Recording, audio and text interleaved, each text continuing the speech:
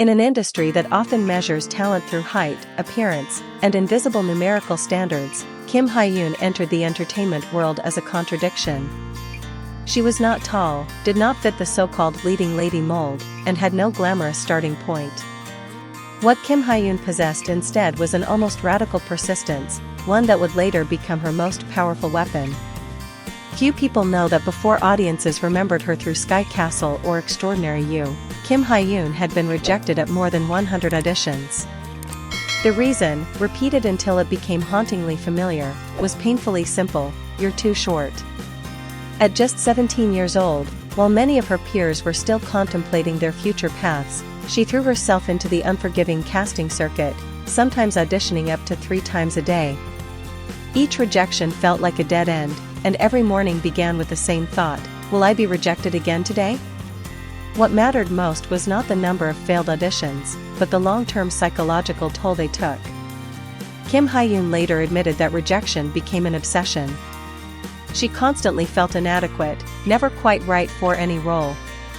In an industry where appearance-based standards often precede talent, her lack of height slowly eroded her confidence. At one point, she made what she described as a harmless lie. Standing at 158 centimeters, she listed her height as 160 centimeters on her profile. Those 2 extra centimeters never secured her a role, but they revealed something deeper: a desperate desire to keep going. The truth was quickly discovered, yet instead of giving up, she continued forward. Her story exposes a harsh reality: sometimes, young actors are forced to try everything simply to survive in a system that is not built to give them a chance. For 7 long years, Kim Hye-yoon lived on the margins of the screen. She appeared in nearly 50 supporting roles, flashing briefly before fading away among countless other faces.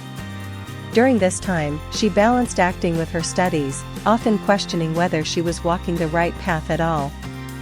Exhaustion and doubt followed her closely. Still, her passion for acting, sparked when she first stepped onto a film set at 17, outweighed her fear of failure. A revealing contrast emerged in her off-screen personality.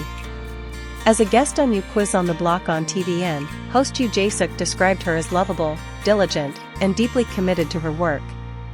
Kim Hye-yoon spoke fondly of her childhood, recalling how she used to walk through multiple classrooms simply to greet friends. Open, warm, and approachable, she was the complete opposite of the insecure figure shaped by years of rejection. Eventually, the turning point arrived.